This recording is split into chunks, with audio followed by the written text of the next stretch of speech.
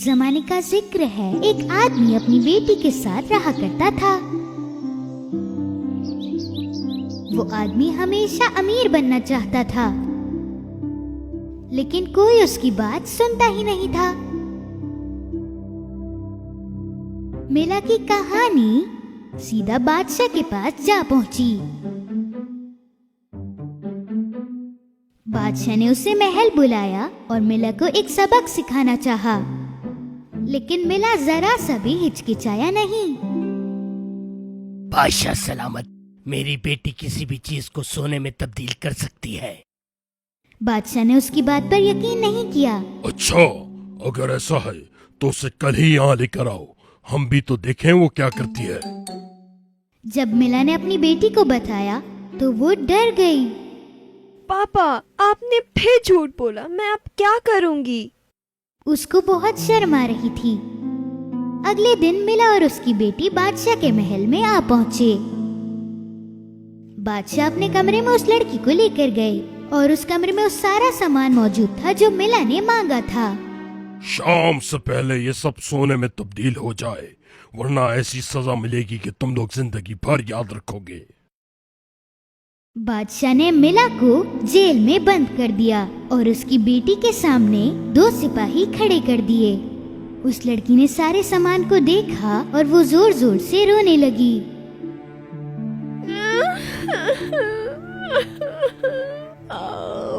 पापा। अचानक एक रोशनी कमरे में आई और जब रोशनी कमरे से चली गई, एक अजीब सा छोटा सा इंसान वहाँ आ पहुँचा।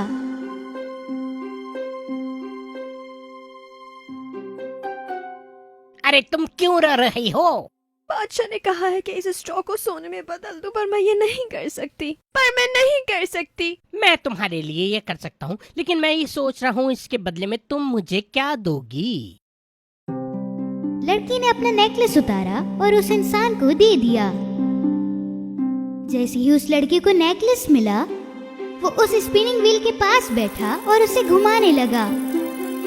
जब वो व्हील घूमने लगा तो रस्सी सोने की बनती गई। थोड़ी ही देर में उस छोटे इंसान ने सबको सोने में बदल दिया और जैसे ही वो वहाँ पर आया था, बिल्कुल वैसे ही वहाँ से चला गया। और अब सुबह हो चुकी थी। जब बादशाह अंदर आया और उसने देखा कि सोना वहाँ पर है, तो वो बहुत हैरान हुआ। मैं तो समझा था कि तुम्हारा बाप झूठा है, लेकिन मैं तो हैरान हो गया। लड़की को लगा कि अब वो बाहर चली जाएगी, लेकिन ऐसा नहीं था। अगर तुम आजाद होना चाहती हो तो सुबह तक ये सब सोने में बदल दो। लड़की दोबारा से रोने लगी और वो इंसान दोबारा वहाँ आ पहुँचा। मैं तुम्हारा एक काम दोबारा कर सकता हूँ, लेकिन उसके बदले में तुम मुझे क्या दोगी? उस लड़की ने सबसे कीमती अंगूठी उतारकर उसे दे दी। मैं आपको ये अपनी कीमती अंगूठी दे सकती हूँ जो मुझे मेरी माँ ने तोहफे में दी थी। उसने वो अंगूठी ले ली और स्पिनिंग व्हील को दोबारा घुमाना शुरू कर दिया। स्पिनिंग व्हील जितनी देर तक घूमता रहा, सारी रस्सियाँ दोबारा सोने की बनती गईं। सुबह तक वो सब खत्म हो गई। सारी बास्केट सोने से भरी हुई थी। बादशाह अंदर आया और वो हैरान हो गया। इस बार उसने पूरा कमरा भर दिया।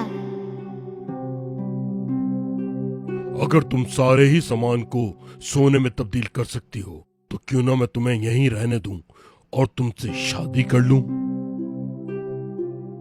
जैसे ही बादशाह कमरा छोड़कर गया, वो छोटा इंसान दोबारा आ गया, लेकिन इस बार लड़की के पास उसे देने के लिए कुछ नहीं था। छोटे इंसान ने बोला, जब तुम्हारी शादी हो जाएगी तो तुम्हें मुझे कुछ देना होगा और इसी की वजह से मैं तुम्हारी मदद करूँगा।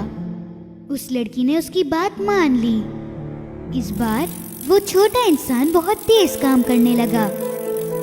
जितनी देर स्पिनिंग व्हील घूमता रहा, रस्सियाँ सोने की बनती गईं।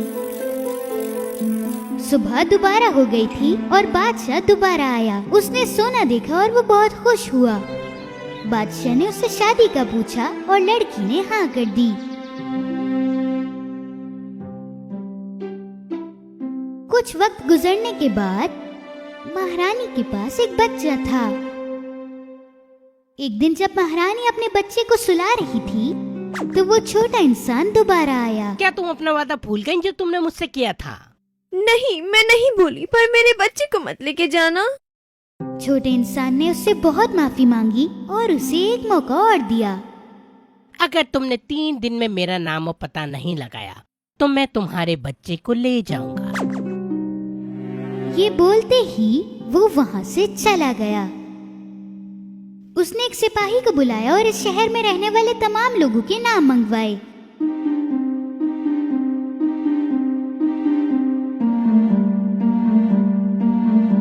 सिपाही एक कागज पे लिखकर सारे नाम ले आया और सुबह उसने वो कागज महारानी को दे दिया। सुबह वो छोटा इंसान दोबारा आया और महारानी से पूछा कि उसका नाम क्या है, और महारानी कागज पे लिखे हुए सारे नाम बोलने लगी। क्या डेविड है? नहीं, रॉबर्ट? नहीं, टॉम? नहीं, पीटर? नो। जब महारानी ने सारे नाम पूछ लिए तो उस छोटे इंसान ने कहा, इनमें से कोई नहीं। अभी तो मैं जा रहा हूँ, लेकिन कल दोबारा फिर आऊंगा। और वो वहाँ से चला गया। महारानी ने अपने सिपाही को दोबारा बुलाया और दूसरे शहर में रहने वाले तमाम लोगों के नाम मंगवाए।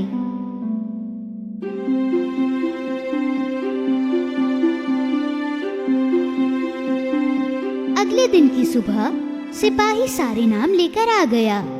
उसने वो कागज महारानी को दिया और वहाँ से चला गया।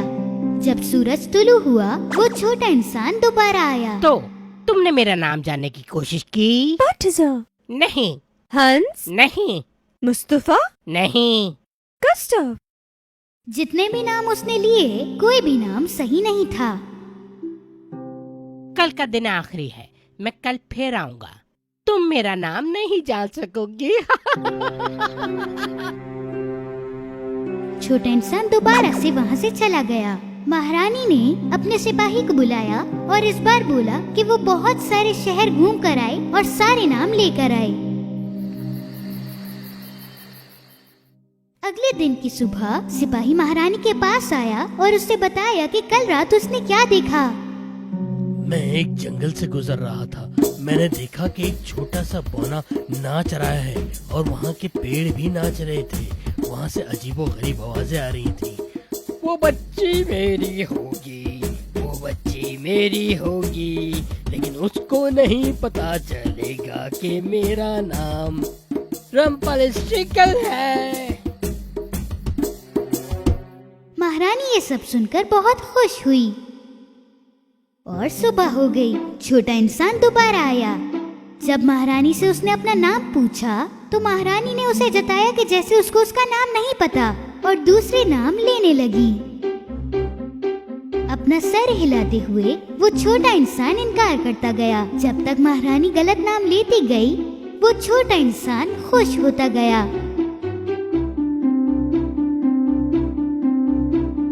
आखिर में महारानी ने उसका नाम लिया। क्या रम्पलस्टिल्टस्किन है?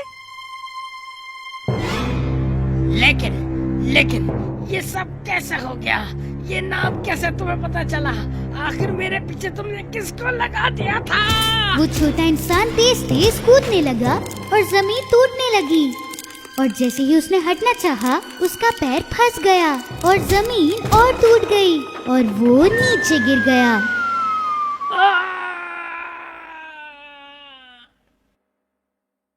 आखिरकार महारानी को उससे छुटकारा मिल गया और उसके बाद महारानी सीधा बादशाह के पास गई और सब बताया जो कुछ हुआ।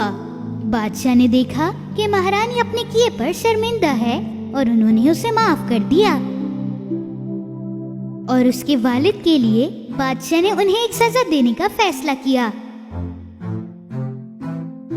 और उन्होंने उसे महल से बहुत दूर भेज दिया।